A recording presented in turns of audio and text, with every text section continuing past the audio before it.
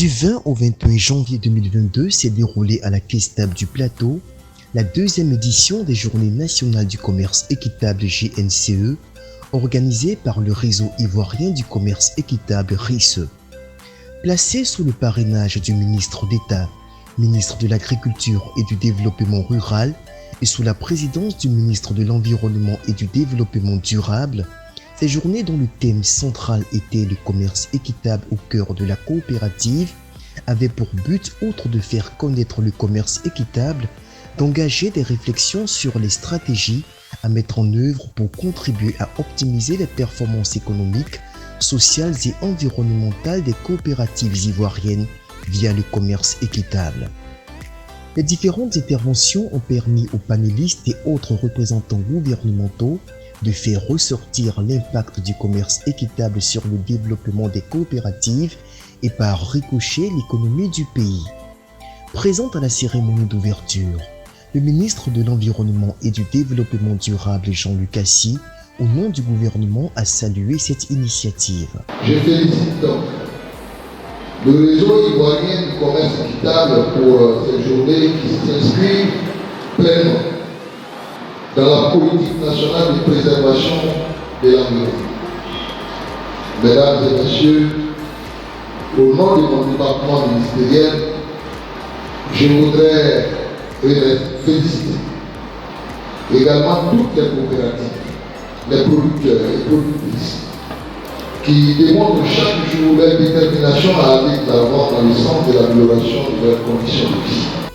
Experte chez Commerce Équitable France, Manon Lelarge a également édifié les acteurs économiques ivoiriens, et en particulier ceux des coopératives, sur le bien fondé du commerce équitable pour une meilleure rentabilité de leurs activités.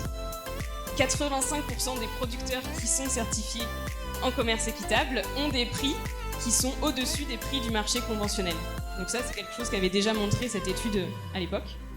65% des études indiquent qu'il y a une amélioration des conditions de vie et de travail pour les producteurs qui s'inscrivent dans des filières équitables. Le commerce équitable donc encourage notamment les producteurs à aller vers la double certification et à aussi aller vers la certification agriculture biologique en atténuant, grâce aux prix rémunérateurs et aux primes, les surcoûts qui sont liés à une nouvelle certification et à la baisse de rendement qui peut être constatée dans les premières années de la transition vers l'agriculture biologique. Ces interventions, ajoutées à celles d'autres panélistes, ont visiblement outillé les participants, dont certains approchés dans les différents stands ont loué l'initiative. On a beaucoup parlé de cacao aujourd'hui, on a beaucoup parlé de la question du prix comme étant une condition sine qua non aussi de l'évolution de la filière et de la durabilité de la filière cacao. Voilà, je suis très contente de ce qui en ressort parce que je trouve que c'est cette conclusion que je retire de cette journée et elle est très, très engageante pour la suite. Je pense que cette journée a été vraiment bénéfique pour nous et elle nous a permis de faire de nouvelles rencontres, de croiser des partenaires et ainsi que de pouvoir aussi valoriser nos produits. Et je crois que c'est des événements vraiment à encourager et que l'année prochaine, ça sera encore plus meilleur. La SIMPA est une coopérative qui est spécialisée dans la collecte et la commercialisation du café et du cacao. Et ce matin, nous sommes venus participer à la deuxième édition des Journées nationales du commerce équitable initiée par le RICE. Voilà, et je dirais que c'est une très bonne initiative parce qu'elle permet aux coopératives de se former et d'apporter une plus-value à leur activité. Très intéressant de commencer la conférence avec un panel sur à la fois les défis environnementaux que tout le monde connaît, mais aussi de faire le lien avec le revenu des producteurs. En ce qui me concerne, j'ai pu, à l'occasion de ce panel, faire le point sur tous les débats relatifs à l'augmentation du revenu du producteur qui me semble être à la base de bon nombre de problèmes de la filière du cacao. Donc au lieu de toujours parler de l'environnement ou du travail des enfants, je pense qu'il faudrait commencer d'abord, avant tout, de parler du prix, un prix rémunérateur pour le cacao. Le conseil principal, c'est vraiment de s'organiser et de viser le long terme. C'est-à-dire il faut prendre le temps de structurer sa coopérative, de viser loin, de s'entourer de partenaires techniques, de partenaires financiers, c'est plus aisé. Et d'avoir vraiment, pour moi, ce qui est important sur des sujets comme cela, c'est d'avoir un plan à long terme. c'est de ne pas viser des objectifs immédiats, mais de prendre le temps de structurer ses membres, de renforcer leurs capacités et petit à petit de constituer un réseau de partenaires. C'est une journée de synthèse, n'est-ce pas, pour montrer aux yeux du monde et ce que le réseau fait, n'est-ce pas, pour ses membres, mais aussi pour, n'est-ce pas, essayer autant que faire se peut d'attirer beaucoup plus de membres, leur attention, parce que le réseau ne peut être fort que lorsque les membres sont engagés dans le réseau. Est-ce que vous voyez un peu?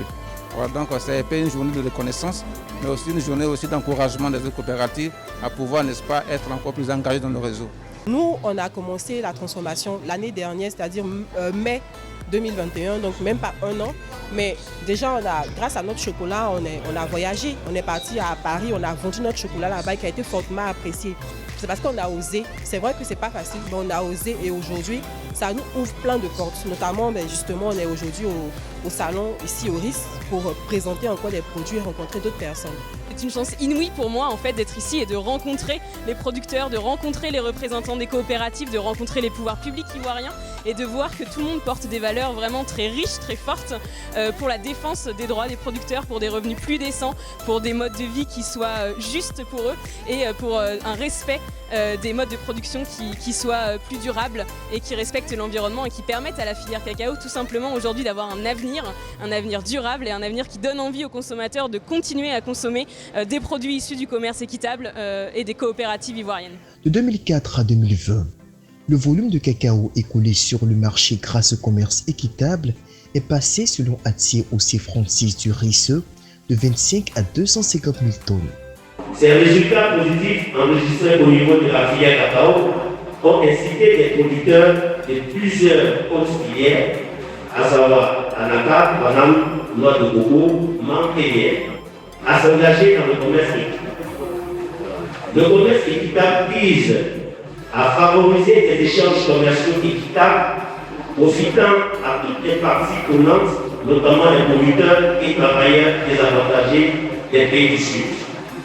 Notons que ces journées ont mobilisé les principaux acteurs impliqués dans le secteur agricole, acteurs étatiques, sociétés coopératives, ONG, exportateurs, industriels, organismes de certification, structures de financement, organisations internationales et partenaires au développement, et se sont terminés par un dîner gala qui a permis de créer un échange et une synergie entre les participants dans une atmosphère